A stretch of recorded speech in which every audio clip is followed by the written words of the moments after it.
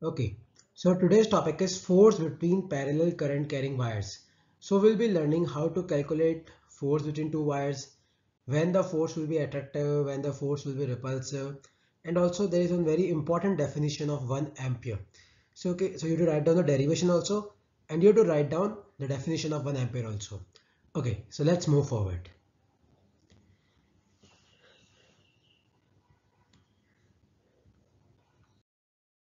So first we'll revise what will be the magnetic field due to an infinite current carrying wire. So if we have an infinite current carrying wire carrying current I, and suppose I want to find magnetic field at this point at distance r from wire, then magnetic field will be given by mu naught I divided by 2 pi r.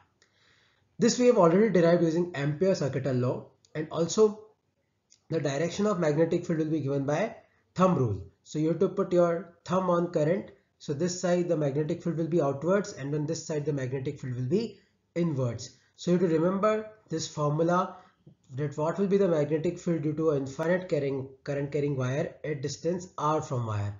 So the formula is mu naught I divided by 2 pi r. Also, this also we have covered force on a current carrying wire in uniform magnetic field. So if a wire carrying current I and magnetic field is B, and suppose I want to find the force on length L, I only want to find the force on a small segment L of wire, then force will be equal to I, that is current in the wire, L, that is length of the wire, B is external magnetic field, not the magnetic field of wire. B will be the value of external magnetic field, and theta is the angle between current and magnetic field. So the force is ILB sine theta, and the direction of force will be given by Fleming's left hand rule. Okay. Okay, so now let us take our two current carrying wires. Suppose I have two current carrying wire, one carrying current I1, another carrying current I2. And in both the wires, the current is from south to north direction, and the distance between the wires is R. So I want to find the force on this small segment L of wire number 2. So what I have to find is force on 2 due to 1. So F21 means force on second wire due to current in first wire. So force is basically ILB sine theta. So what is the current in second wire? I2. What is the length on which I want to find the force? That is L. And what will be the magnetic field? Suppose the external magnetic field is B1 and sine theta.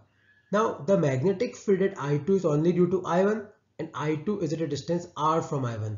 So magnetic field will be mu naught I1 divided by 2 pi r, and theta will be 90 degree, because due to this wire the magnetic field here will be inwards and the current is from south to north. So the angle is 90 degrees. So sine 90 is 1 and B1 is mu naught I1 upon 2 pi r. So for F21 is given by mu naught I1 I2 upon 2 pi r into L. So if L will come downwards, then force per unit length on second wire will be given by mu naught I1, that is current in the first wire, I2, that is current in the second wire, divided by 2 pi r. R is the distance between both the wires. And also if you will apply Fleming's left hand rule, you will see that force on 2 due to 1 will be towards the first current wire, and force on 1 due to 2 will be towards second current carrying wire. So remember, if two wires carry current in same direction, they both will attract each other. So parallel currents attract each other. Please remember this line, that if two wires carry same current, then they will be attracted to one another. This phenomena also explains many physical phenomena on our earth, in our atmosphere. So please remember that if two wires carry current in same direction, they will attract each other. Okay, now force between two anti-parallel wires. Suppose we have wire I1 and I2, and both are carrying current in opposite direction. So suppose I1 is from south to north, I2 is from north to south. And I want to find force on the small length L on second wire. So same, the formula will be same. This force per unit length will be given by mu naught I1 I2 divided by 2 pi r. But remember, from Fleming's left hand rule, force on second wire will be away from the first wire. Force on first wire will be away from the second wire.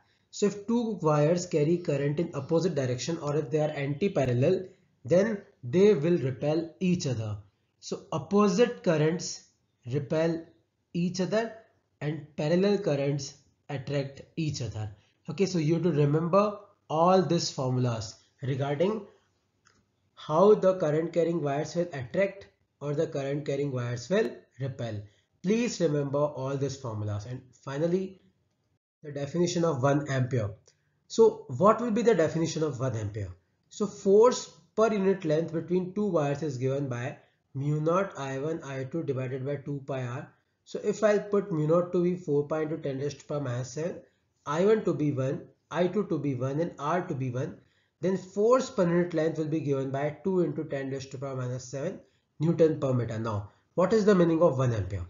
So 1 ampere is basically that value of current which when passed into infinitely long parallel conductors placed 1 meter apart, then the force per unit length between them will be 2 into 10 raised to power minus 7 Newton per meter.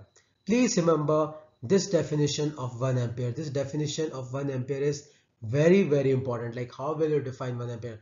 Please don't write that 1 ampere is equal to 1 coulomb divided by 1 second. This is not applicable. This is standard definition of 1 ampere. Okay. Now I'll be sending you some questions for this 415 parallel currents.